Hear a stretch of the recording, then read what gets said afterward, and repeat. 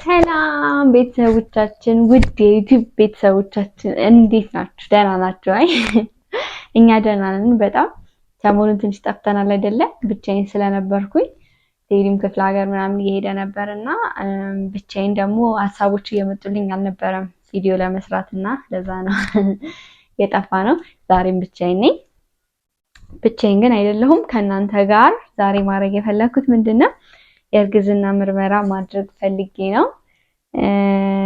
የእርግዝና ምርመራ እንዳደርግ ምክንያት የሆነኝ አንደኛ ነገር ሰሞኑን በጣም ውፍረት እየጨመረ ነው እና ሰሞኑን ብቻ ሳይሆን በቃ በሁለት ወር 7 ኪሎ ነው የጨመርኩት እና ይሄ ኖርማል ነው ብዬ አላሰብኩም። አንደኛ ነገር፣ ሁለተኛ ነገር ደግሞ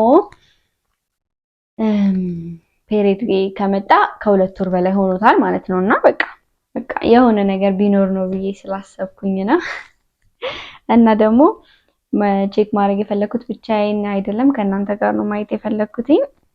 እስኪ ያው የታሸገ ይዣለሁኝ የእርግዝና ምርመራ ማድረጊያ። ይኸው ለወሬ ቸኩዬ ፈትቼዋለሁ እና እስኪ ጉዳችንን አብረን እናያለን። ምክንያቱም በቂ ምክንያት አለኝ ብዬ ስላሰብኩኝ ነው ቼክ ለማድረግ። ያለምንም ምክንያት እንደዚህ ሊሆን አይችልም። እንስካ ደግሞ ሽንቴን ቻለች ይዤ መጥቻለሁ ማለት ነው። እንዳስቁብኝ። ይኸው አዲስ ነው፣ ገና መክፈቴ ነው።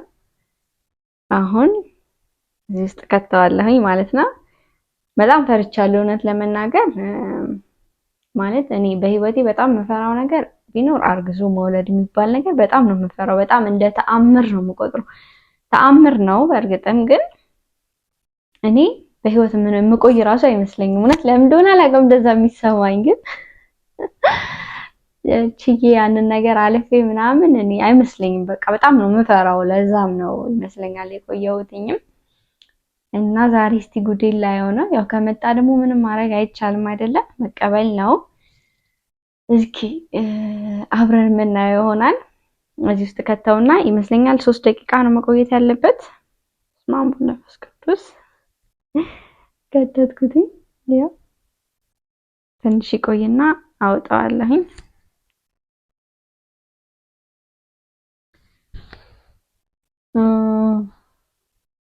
ትንሽ ጨንቃል አይደለ?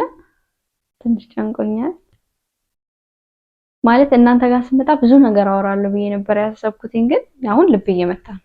በቃ ልብ እየመታ ምንም ላወራ የፈለኩት ነገር ሁሉ ጠፋብኝ።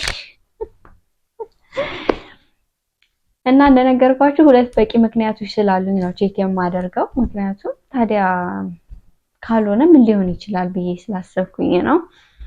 እስኪ እሱን አብረን የምናየው ይሆናል። ቢሆንም ችግር የለውም ኖርማል ነው። ግን ደግሞ ምንድነው ሰርግ ከፊት ለፊታችን ሰርግ ይጠብቀናል እና በዚህ አመት ከፋሲካ በኋላ ሰርግ ይኖራል ተብሎ ስለታሰበ አንደኛ ነገር ከዛ በፊት ባይሆን ደስ ይላል አይደል?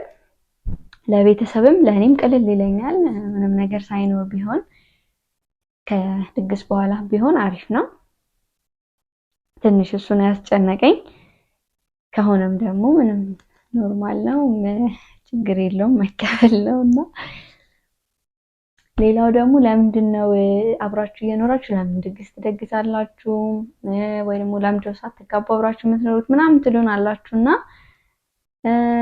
ይሄ እንግዲህ ብዙ ነገር ከካሜራ ጀርባ ያለውን ነገር ካለማወቅ የሚመጣ ጥያቄ ነው። ኖርማል ነው፣ መጠየቃችሁ ችግር የለውም። ከዚህ በፊትም ተናግረናል ይመስለኛል አባይ ቲቪ ላይ። ምንድነው ወይኔ ጉዴ፣ አሁን ላውጣው መሰለኝና ውጪ ላይ ቆይ ትንሽ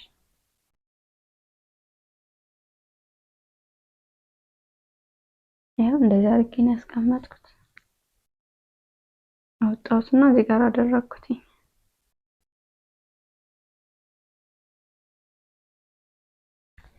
ምንድነው መሰላችሁ ሽምግልና ከተላከ 1 አመት አልፎታል። መስከረም ላይ ነው አመት ያለፈው የሞላው ማለት ነው። ከዛ በኋላ በዛኛው አመት ከፋሲካ በኋላ ሰርግ ይደረጋል ተብሎ እየታሰበ ነበረ። ከዛ ያልተጠበቀ ነገር ተፈጠረና ያው ቤተሰብም ያውቀዋል ሁሉንም ነገር የቤተሰብም ጉዳይ ስለሆነ ሳይሳካ ቀረ ማለት ነው።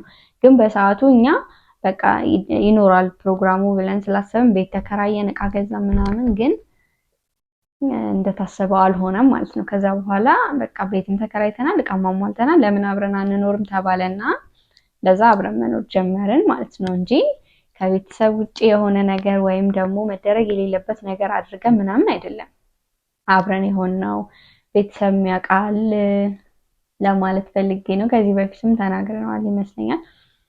ሌላው ደግሞ ድግስ ለምን ትደግሳላችሁ አብራችሁ የኖራችሁ ለሚለው ደግሞ ያው ድግስ ሲባል አብዛኛው ጊዜ ሙሽራው ወይም የጉዳዩ ባለቤት አይደግስም አይደለ? ቤተሰብ ነው የሚደግሰው በብዛት እና ቤተሰብ ደግሞ ድግስ መደገስ አለበት ስላለ የእነሱን ደግሞ ሀሳብ ማክበር ስላለብን እሺ ብለን ተቀበለን እየጠበቅን ነው ማለት ነው። ይሄ ነው ያለው ነገር እና ደግሞ ሶሻል ሚዲያ ላይ ስንመጣ ይሄ ሁሉ ጊዜ እንቆያለን ብለን አላሰብንም ነበረ። እንዳጋጣሚ ሆኖ ቪዲዮ ስንለቅ በቃ ተቀባይነት እያገኘን ሰውም እየወደደ ምናምን ሲመጣ ለምን አንቀጥልበትም በሚለው ነው የቀጠልነው እና በዚህ አጋጣሚ ዩቲዩብ ላይ 30,000 ሰብስክራይበር ደርሰናል። በጣም ነው የምናመሰግናችሁ፣ በጣም ነው የምናከብራችሁ ሁላችሁንም። በእናንተ ነው እዚህ የደረስነው። እንዲሁም ዩቲዩብ ላይም ቲክቶክ ላይም ደግሞ ከ200,000 በላይ ፎሎወር አለን። ከዛ በቃ የሰው ፍቅር ምናምን ስናገኝ እኛም ለምን አንሰራም ብለን ቀጠል ነው ማለት ነው እንጂ አስበንበት ምንም የሆነ ነገር የለም እና ከዛ ነው ጥያቄዎቹ የመጡት ብዬ ስላሰብኩ ነው። ወይኔ ጉዴ ፈላ።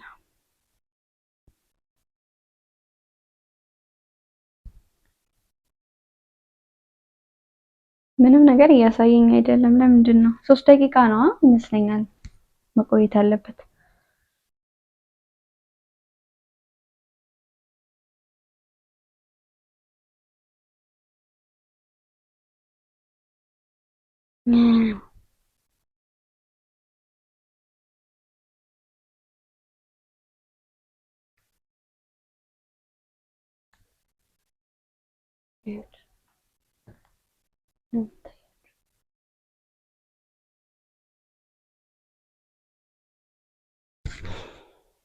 አንድ መስመር ብቻ ነው ያለው።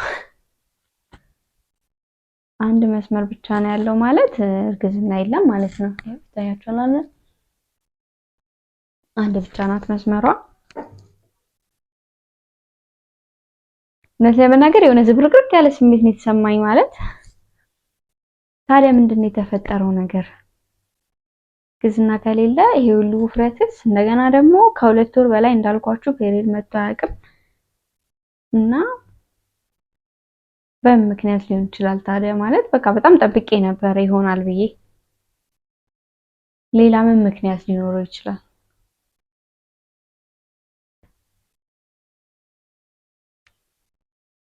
እስካሁን በቃ አንድ ነው። 2 እንኳን መሆን ቢፈልግ ማለት ነው ትንሽ ድብዝዝ ብሎ ምናምን አንድ እዚህ ጋር ይኖር ነበረ፣ ግን ምንም እስካሁን ድረስ የመጣ የለም። አንዷ እየደመቀች እየመጣች ነው። ስለዚህ የለም ማለት ነው።